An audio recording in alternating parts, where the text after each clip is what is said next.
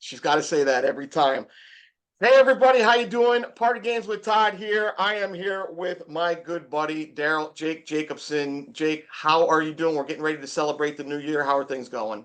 I'm doing great, Todd. I'm doing great. Unfortunately, I will not be working this New Year's because here in Georgia, they decided to make the the semifinals to the national championship game at 8:30 on New Year's Eve, which basically and effectively ended almost all small parties in Georgia because nobody wants to miss the big game. Oh, So huge football state, especially college football in Georgia. I know. So suddenly I find myself without work. But I guess I'll just, like all other Georgia residents, I will sit and watch the semifinals against Ohio State. Yeah, it was another crazy year for those that don't know. Jake is also a DJ. We're going to be talking about that. Another crazy year after still coming out of the pandemic. A lot of couples and families still wanting to plan their events, get their weddings in there. So the summer was just crazy. The fall and spring were both crazy. I had a call for a New Year's Eve celebration. I looked at my wife. I said, "Do you want to work New Year's Eve or do you want to go out?" She says, "Oh my God, we're going out this year." So we're going out too. So Jake, what I want you to do is I want you to tell us a little bit about you, your company, what you do, and all that fun stuff. Well, I've been in the business for a really long time. I'm originally from New Jersey, but I moved to Georgia about 4.5 years ago. I started my DJ career with a really nationally known company called The Pros, but I only worked for them for a few years until I worked with a company called Cisco's Rock and Disco in the mid 80s, which, disco is a lot more popular. It eventually changed its name to Cisco's Premier DJs. I worked for them for almost 17 years before finally venturing out on my own. And I started a company called Affair to Remember DJs, which eventually became Affair to Remember Entertainment. But when I moved down to Georgia, I wanted to have both companies. I wanted to keep it going in New Jersey and I wanted to keep it going in Georgia, but it was kind of a little confusing delineating. So I started to call the version down here A2R Entertainment. And I just, recently closed shop on the Jersey version. All my DJs retired and didn't want to do it anymore. So, I wanted to keep the quality, I wanted to keep my legacy intact. So now it's just me, A2R Entertainment in Georgia. I'm married and I have 4 kids and I continue to rock parties. Yes, you do. Yes, you do. And now, for that, like the last 3 years, even during the pandemic, you were traveling between states. So you were coming up from Georgia back to New Jersey to do events. I remember seeing you on Facebook. What was that like? That has to be a little bit crazy jumping from one state to the other. There, yeah, um, it's a blessing and a curse, Todd, and I'm sure that your clients love you in such a way that they call you up and they basically beg you to come back. It's not you, it has to be you. We're having this event and it's got to be you. What's it going to take to get you to come up here? And I guess maybe it was my ego or just, I was very touched that people cared that much that they thought I made such a difference in their event. So, I mean, there were a couple times I would do a Friday party either here or in Jersey, and then I would fly up the next day and do a party either, there or here in Georgia. And that's very scary. I normally don't like to fly on the day I have an event because you just don't know what's going on with the airports. And now that's another reason. Like now I won't do it at all. um, you can't ruin somebody's wedding or somebody's huge event because the airlines, stop you. And you know how airlines are. I mean, they Yeah. cancel everything. So, I also felt guilty. I mean, you're doing a Saturday party for somebody in New Jersey.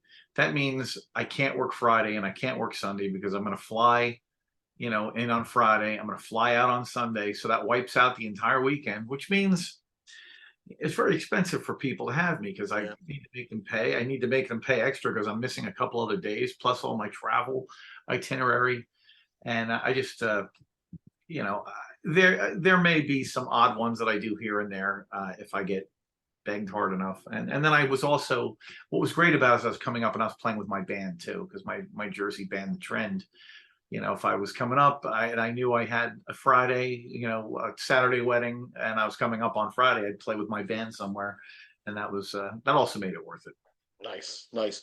So that leads to my next question. What are the differences between parties in Georgia and parties in New Jersey? Before we start talking about games in depth, tell me a little bit about the difference in parties. Um, when I first got here, I almost didn't notice much of a difference. And then I started, the more you get going and the more you get into it, you start to see the variations. There are a lot, weddings in Jersey are much crazier than they are down here. And I'm not saying that they don't party down here. That's, I don't want to insult any of my friends down in Georgia, but I think it's because of how parties are framed. Like when you're doing a wedding, I'll give you a great example. Down here, wedding, and it might be the same where you are, but weddings down here are you introduce the bridal party, you introduce the bride and groom. Sometimes they have a first dance, sometimes they don't. But right after that, they have a blessing and then they eat dinner right after. And then when you come out of dinner, you immediately have toasts, followed by cake cutting, and then parent dances. And then after parent dances, you can open the dance floor. And to me, that's like just so much time goes by before you can actually like open the party. Whereas in New Jersey and the tri-state area, you have the first, you do the grand introduction, you have the first dance. More likely than not, you're going to do the parent dances, the blessing if there is one, and then you're going to do the toasts. And then after the toast, generally you get about 40 minutes of dance time before the main course comes out. And it gives you a chance, just, it's especially great for older guests because by the time dinner's over and we get through all that stuff, all the younger people, they're raring to go. They don't want to hear Run Around Sue and Staying Alive. I don't want to hear all that stuff. So in Jersey, you could spend that first set making the older guests really happy, going into a lot of music that they like. And because the younger people, if they want to dance, will dance to that stuff too. And then you can maybe club it up a little bit before dinner. But, down here, you kind of like when you finally get to come out of the gate, you got to come out on fire.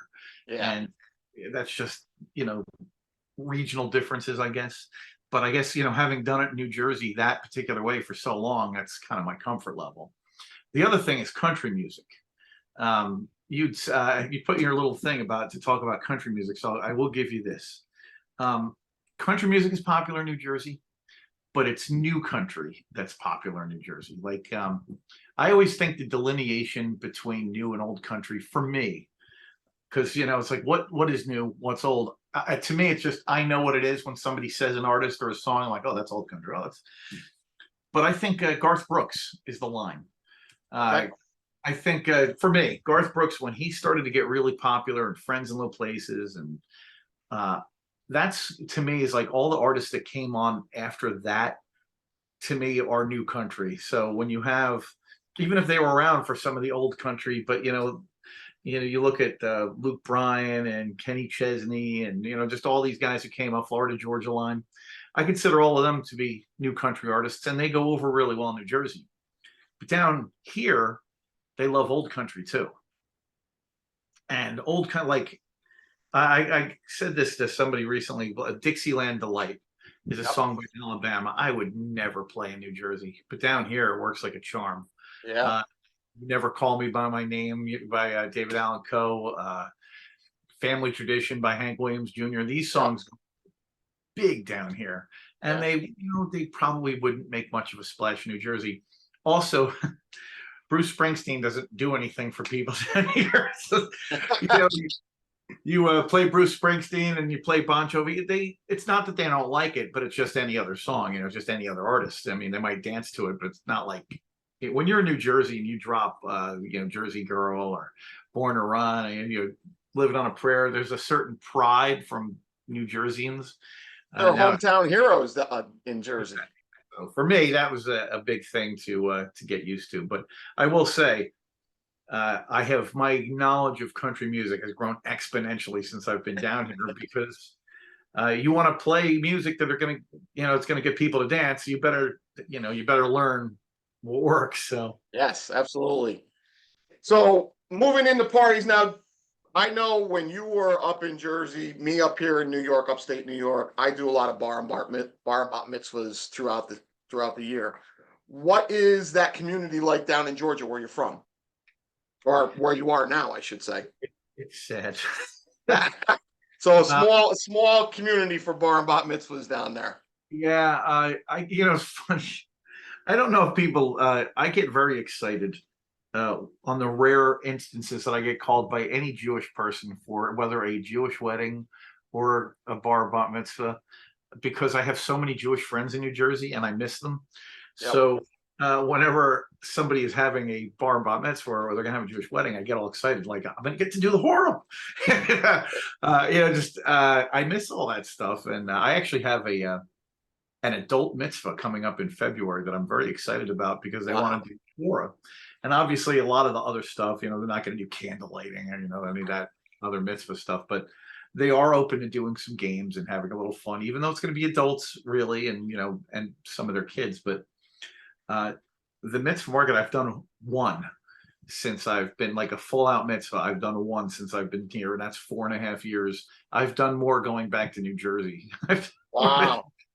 That's So crazy. So tell me, in your time, and you're probably going to lean more on your Jersey experience here. How long have you been DJ? Uh, 37 years. So how has games when you first started DJing? First of all, did you play games back then?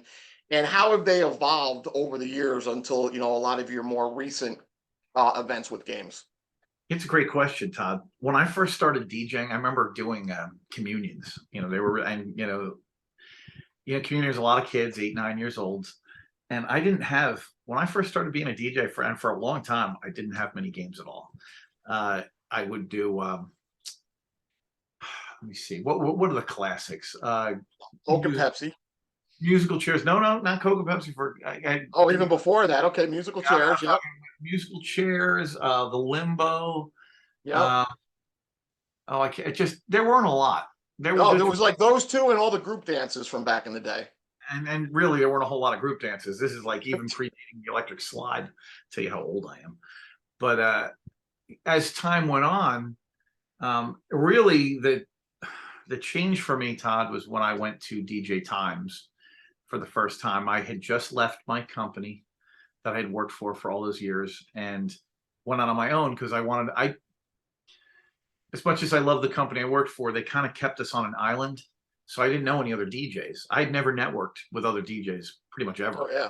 Yeah. So I went down to DJ Times and I just wound up meeting a ton of people and going like every seminar and getting blown away. And I started to realize, hey, you know what? There's a lot of stuff I can do here to, I realized I had an imagination. I didn't have to just take the stuff that people taught me. I could create my own stuff. And that's kind of where I went from there. I remember just the first game, they say necessity is the mother of invention. Yep. The first thing I did was I was at an event and it was a boys baseball team dinner. So I got a bunch of boys, a bunch of little boys, like 10, 10 years, 10, 11-year-olds.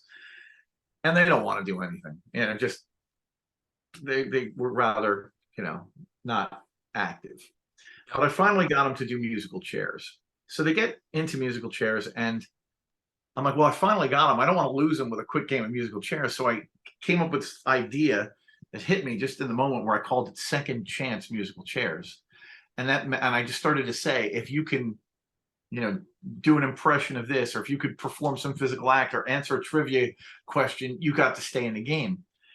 And they ate it up. I mean, they just ate this up. It was the first time I'd ever, and it's, obviously I didn't reinvent musical chairs, but I modified it in such a way that when I went home that night, I was like, wow, I'm like, that's completely, I wasn't expecting that. And after that, the party went great. It's just, so then I started to do what we do, you just start modifying the game so that it comes in such a way. So, the first time just kind of haphazard, but the next time I did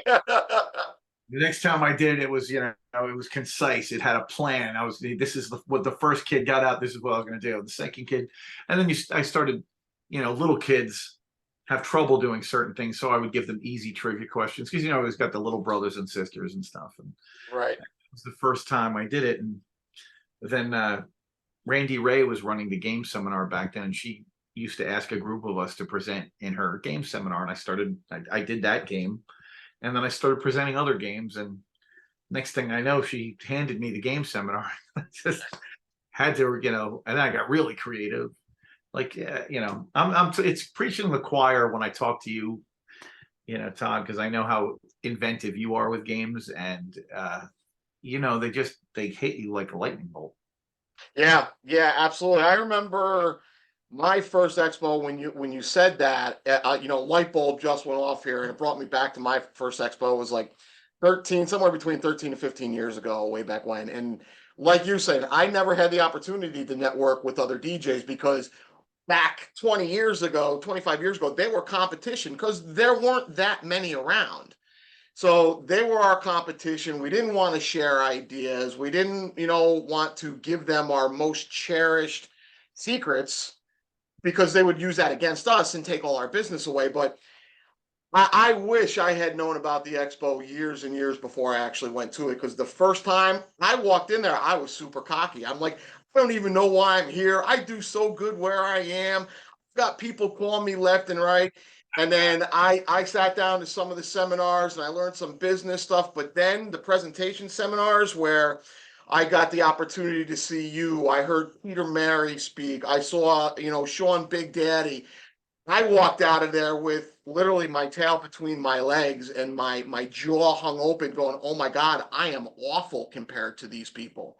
It was And humbling, right? That's so it happened. I was humbled. I was humbled by how little I knew, and just the marketing and the.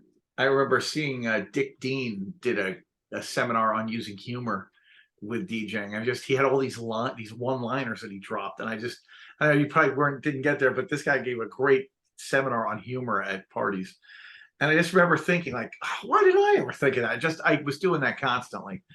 well, There are a lot of talented people, and if you think that you're the only one with talent, that's probably a huge detriment to you, because I learn so much. And my game seminar is so much fun because I learn so much from other DJs, not just the games themselves, just watching how they interact with other, yes. people playing Yep. the game, little lines they And, say. and the game is really only part of, what you do for a game is only part of the whole game itself, because you have how you introduce the game, how you leave the game and move on to your next whatever it is, whether it's back to the tables for dinner or to the dance floor for dancing or even into another game. All of that is, rolled up into it, because you can't just say, all right, we're going to get up and play a game, boom, and get everybody up there, because they're going to sit there and stare at you and go, well, what are we doing first? So you have to introduce it the right way.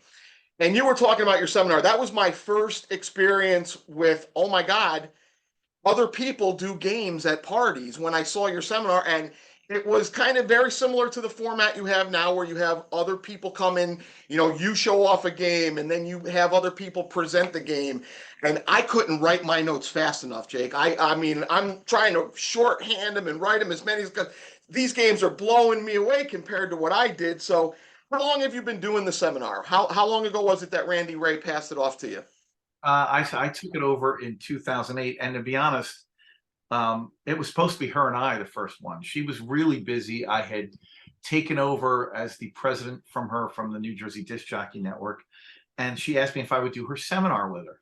And I was like, yeah, I'd be honored. I'm going to assist the great Randy Ray. And then the DJ Times magazine came out talking about the show, and in the you read through, and what this is, what time this is at this time, and it was like games with me, and it didn't mention Randy, and I was horrified. I thought, oh my God, it looks like I'm taking it over. And she said, no, that's okay, Jake. I'm not going to be able to make it down anyway, so you do it. And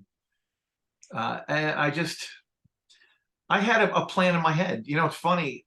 You said that a lot of other presenters at my seminar, that the way I present that seminar has been unchanged since the beginning. I think I've been to game seminars, and I don't want to, point fingers, because I've seen a lot of great seminars, but a lot of other performers, do all the games themselves. And to me, it's just, I think the variety of having different people do their games, there's just something magical about it. There's just something so Oh, I think fulfilling. it's great. And the other thing too is I love giving people, when I took over as president, when I took over as, doing the seminar, that was my time in the sun, to let the DJ world know, hey, I've got some talent and I can do this stuff. And, it's my look at me moment. And, and it was my opportunity to give back as well. So I've always been honored whenever I can get somebody new into my game seminar, somebody who tells me a great game and I let them present their game. It's great to give people their moment where they can give back to the DJ world and have Yeah, where it's like, hey, you know what? I've got this. So that was awesome. I remember going down to where I actually first met you.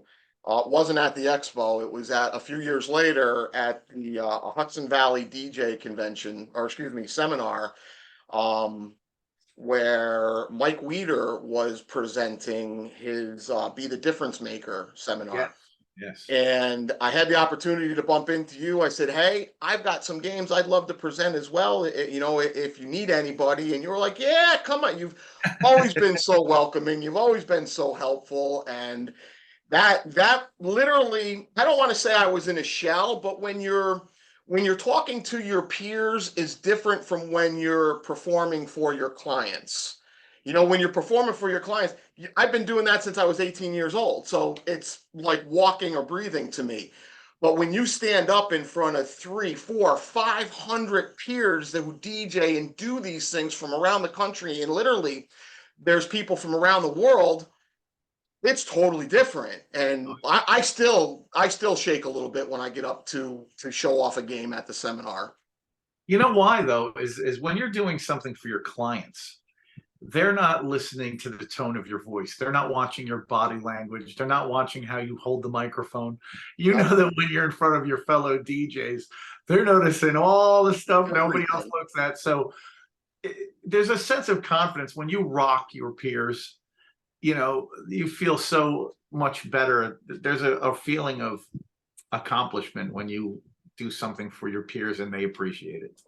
And I've had people like, because I'll perform in the Entertainer of the Year competition, and I love doing the seminar with you, and thank you so much for giving me that opportunity.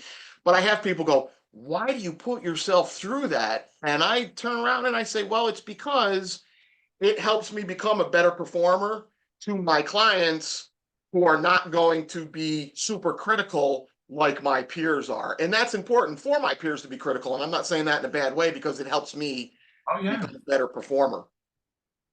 I well, So it's just a rush. I guess some DJs don't get it, but for me, it's a rush to perform in front of my peers. I just I get a huge rush out of it. absolutely. So as far as games go, when we started playing games way back when, because I've been doing this about 30, 35 years as well, and I've been doing games throughout the whole time of my career. I've noticed, and I wonder if you noticed the same thing. We were talking about the few games we had back then. Those games we played probably longer. We would play one game for 10 or 15 minutes, where is it the same for you as me? Now I'll play one game for 3 to 5 minutes, be done with it to move to the next game as quick as I can. Well, What back then do you we had to stretch the suit back then. find? Yeah. So uh, I think one of the coolest things I remember the first time I did a mitzvah going back about probably 10 or 12 years now.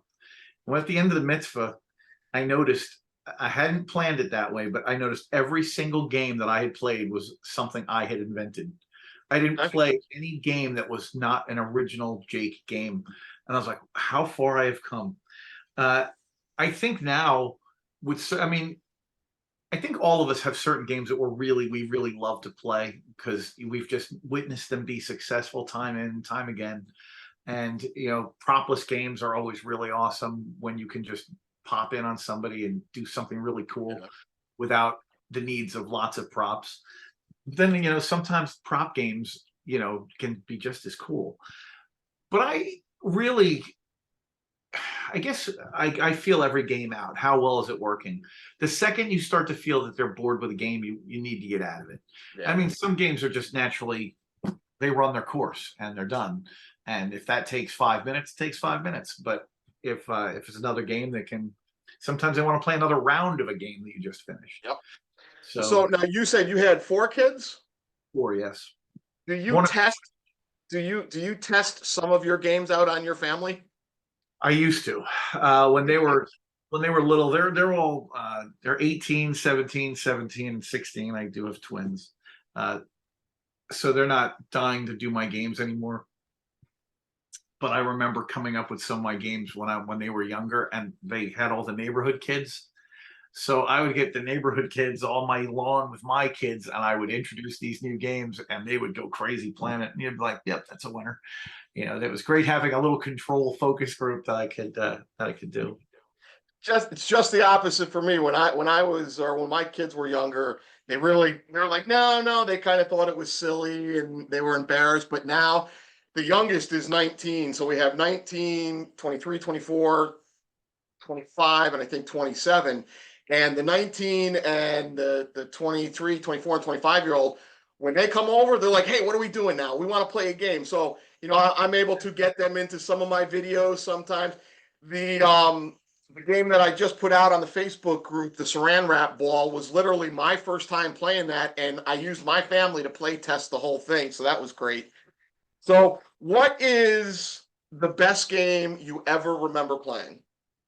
Is this something that I made up or just played? Doesn't matter. Anything. Oh boy. Um, Well, the it's cool, probably one of your go-to games, right?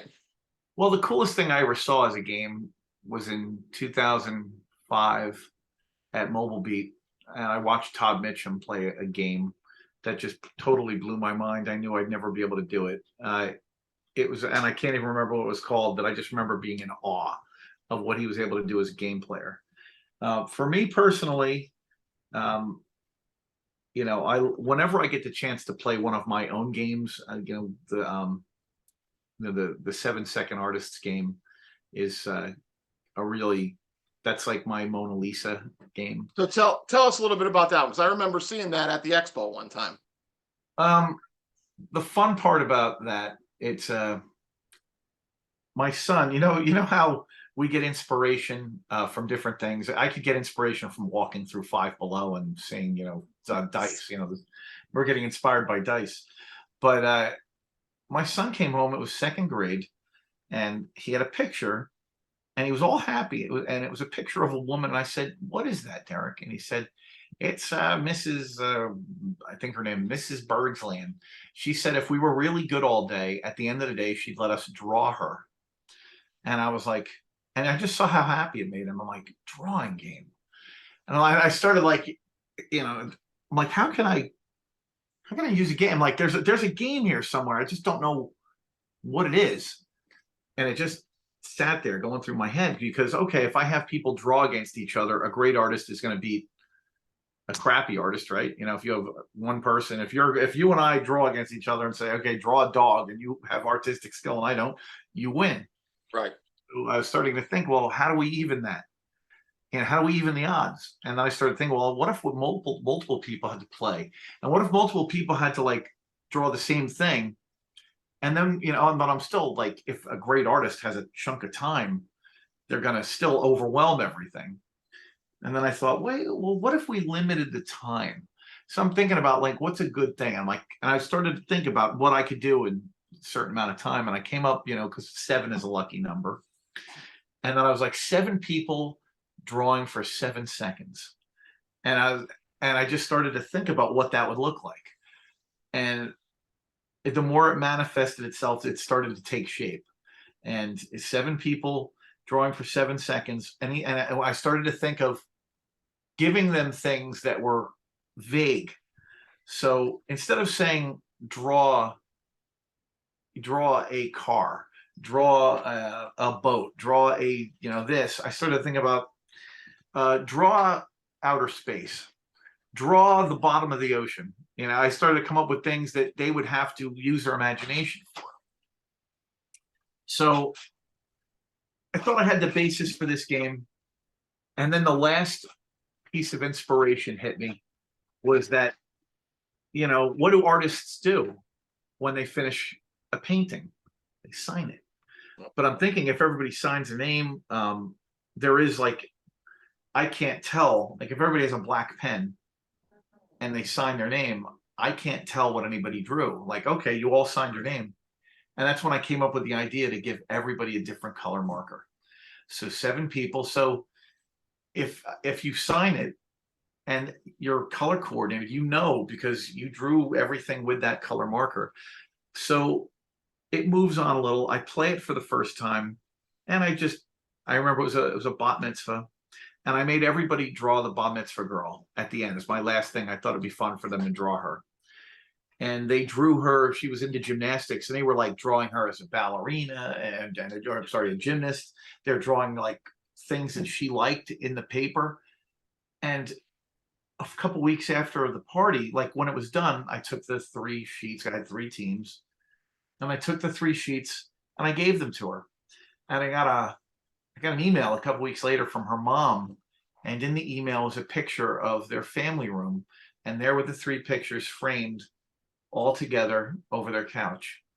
Wow. And I remember looking at that picture and going, oh man, I've really come up with something here. I mean, I didn't realize that this game would not only be really fun to play, but it would create treasured keepsakes as well. So then I started thinking about, oh, this is a really big game. I need to keep thinking about it. So as it kept, going through my head, I kept thinking, how I wanted to present it. And then I decided to do it at DJ Times for the DJ of the Year competition in 2013. And I gotta be honest, Todd, I knew going into it, I knew all I had to do was play that game right, and I would win. I knew that nobody had a game like it. I knew that it was going to be spectacular because I saw what it was doing with my clients. I saw how they were going crazy over it. And it was fun because when I presented it, my wife was there and 2 of her friends, a lot of my friends were there. I had been doing the game seminar for 6 years at that point. I just completed the day before doing my 6th version of it. And it's like, okay, this guy does a game seminar, yet he's never been in the competition doing a game.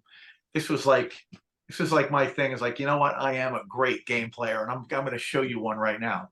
So I remember playing the game. I made Mike Walter be my model at the end, and then they drew him. And the thing is, I wanted them, when everybody's signing it, I wanted the judges to understand why this game was so much more. And I remember saying, if I play this at a family event, I'm going to put friends, immediate family, some, if friends outside, maybe work friends together. If I'm doing it at a corporate event, maybe I'd put different departments together and maybe get the CEO. But I said the most important thing about this game, I said, it's not the greatest artists in the world, but it's not the greatest art in the world, but it's created by the greatest artists in the world, your friends and family and the people who love you. So I remember right after that was done, Mike Walter was like, can I have those pictures? It's like literally, can I have those pictures? And people were coming up to me. I mean, I've seen people have sent me pictures. I remember somebody sent me a picture of them playing with the Danish Navy. It went worldwide, all over the place. And it's just that is awesome. I did a soundtrack for it where it would count the time off. So you hear this real frenetic music, and you hear player 1 go, and they go, and you hear 7, 6, 5, 4, 3, 2, 1, and the next player comes up.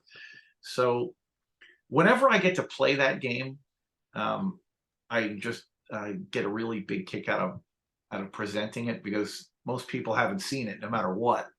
And down here, nobody had ever seen it in Georgia. When I dropped that for the first time here, you thought I was a caveman who invented fire. Not fun. That's the beautiful thing about getting that inspiration that came from your 2nd grade son way back in the day. Games are everywhere. They're everywhere. I get a lot of questions. Hey, can we play? What can we do for this? Especially during the pandemic when you were separated and you had to be at specific tables. You couldn't get up and dance. That would be a game you probably could do, even though people had to get up, because you could still keep them separated. And that inspiration was awesome. I loved that game when I saw it. I actually, to be honest with you, Jake, I totally forgot about that game until you just mentioned it. I know that I may have to highlight that game on the channel one of these days and touch base with you offline to see if you have any video of it or pictures or things that I can, put together a video with to share that, because I know there's a lot of people that would be interested Oh, in I'll tell something you, like that. it works great at family events. At corporate, it'll be, if you're doing a corporate event, it's the last game you play because Yeah. it's the encore. It brings down the house. You know how you can tell a great game, and for me, is when people gather around to play it who aren't playing. You know, if you're playing most games and you have people in the front, everybody sits in their chair and they politely watch. But when you play this particular game, everybody who's not playing gets up and stands around the dance floor because they want to watch what people are doing, which Yep. makes it even more intense. And at the end, if you want to, like, have the winner, have the person that you drew, have them pick the winner, who drew the best of the three. But either way, you present them with those pictures at the end, all signed by their, Now, family. what do you have? Do you have easels for that, or like tables? Do they sit at a table and run up and draw? Or Tell you something. I did it when I presented it, and how I do it now is always with easels. But I've seen people do it with poster board on tables. They're really, I mean, there's no, and a lot of people, I don't think anybody calls it the 7-second artist but me. I know a lot of people, I think Mark Bernisen and Marcello Pedalino, I think they call it Picasso. I've heard of people calling it Rembrandt, stuff like that. And you know what? As long as they're playing a game that I created and they're having a lot of fun with it, I've got no problem with it. I mean, really, they're the inventive ones. Picasso's a much more inventive name than 7-second artist, but to me, like it illustrates what's going to happen. 7 seconds. You know, it's what's really cool. Since I'm telling you a little bit more about the game, is when I do the people, I give the team two chances to go through. So if you think about it, what are 7 people are going to draw? They're going to draw the person first. They're going to draw the head, you're going to draw the shoulders and the arms and the body and the legs. But then when they get around to the second round, what do they draw? And this is where people start to draw the things that they know. So if they have kids, they might write the kid's name down. If they have a dog, they might draw a picture of a dog. If they like sports, maybe they draw a sports team logo. If there's a sport they like, maybe they'll draw a baseball bat or a football. If they're in a chess, you draw a chess piece or chess. Just there's so many things you can do, and it becomes a very personal statement made to you by people who know you, which is awesome. so cool. And when it's, because it's all color coded, you're like, you know, this is the person who drew my arms. Joe drew my arms, and Melissa drew my legs, and oh, we'll go back to Joe. He knows I love the Yankees. He made a Yankee logo in there. Like it's fun to see. It just, like I said, it's a game that has keepsakes that people treasure. Because I guarantee you, for all the times I've ever played that game, I don't think anyone's ever gotten rid of those pictures. Would you? Awesome. If you had your No, friends and family draw pictures of you and then sign it, would you ever get rid of that? I'll Yeah. definitely keep it forever. Definitely. So, Jake, what do you got? What do you got coming up in the next year, both personally and professionally? Any news? Oh boy. Yes, I've got 3 books coming out, and I'm going to make a movie on it. You know, I we have some plans. Mike Lieberson and I have some plans for doing the Wednesday night showcase for DJX this year. That is going to be a little different. As far as doing the DJing thing here, my bookings are really looking good for 2023. Hoping that maybe I can get to go on vacation with my wife at some point during the year. But just continuing to rock parties down here. It's still, even you got to figure I lost almost a year down here because of the pandemic.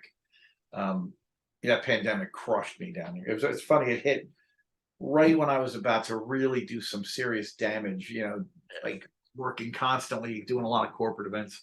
It couldn't have hit at the worst time, and took a while before people got back. But it's pretty much back to normal now. All right, all right. So we are just about done. I want to play a little game real quick. Nothing too difficult. Obviously, it's can't do really too many prop games because you're in Georgia. I'm up here in New York. So I'm going to give you the option of 3 trivia style games. The first one is called Three for All. This is where I give you 3 things and you have to figure out what's in common, or truth or false, or I have Star Wars trivia. Oh, Mike Leavers would kill me if I didn't go for the Star Wars trivia. So I'm going to go for the Star Wars trivia. All right, Star Wars trivia it is. We're going to ask you 3 questions. We're going to give you no more than 5 seconds to give us your answer. Here we go. What species is Jabba? Hut. He is a Hutt. That is correct. Second question. Who is the bounty hunter who catches Han Solo? Boba Fett. Boba Fett is right. And the last question. Who in the Star Wars film kissed Princess Leia first? Luke. It was actually Han Solo. Didn't she kiss Luke for lunch? For luck? She may have, but that's not what the internet says. And you know what? If it's on the internet, it's got to be right. So you know what, Jake? Here's what I'm going to do. I'm going to look that one up for you later offline, and I'll get back to you. But my answer right here says Han Solo. Well, I guess in the first movie, she kisses Luke for luck before they swing across the air bridge. But I guess she kissed him, but I mean, you got to kiss back, right? But they kiss in the second movie. All right, so that's a technicality. So let's go to one last question, because that one is a technicality. If you can give me, we'll say within 50 years, we'll go with this one. How old is Yoda when he dies? 800. 900. Jake, so close, but that's all right. That's why we play the games. Darryl, Jake Jacobsen, a fair to remember. You are now in Georgia. I want to thank you so much for taking the time out of your day, spending it here. This is my first ever quote unquote podcast. We're going to be putting this up just after the new year. And once again, thank you from the bottom of my heart. Thank you for, like I said, letting me be part of your game seminar every year at DJ Expo, which leads me to ask if we can ask you to come back. I want you to come back in like July, if you have time, to talk about DJ Expo, to talk about the game seminar, to talk about your plans.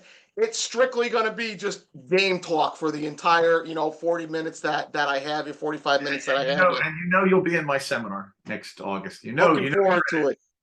You're Jake, thank you very much. I do appreciate it. I'm going to hit the stop button here.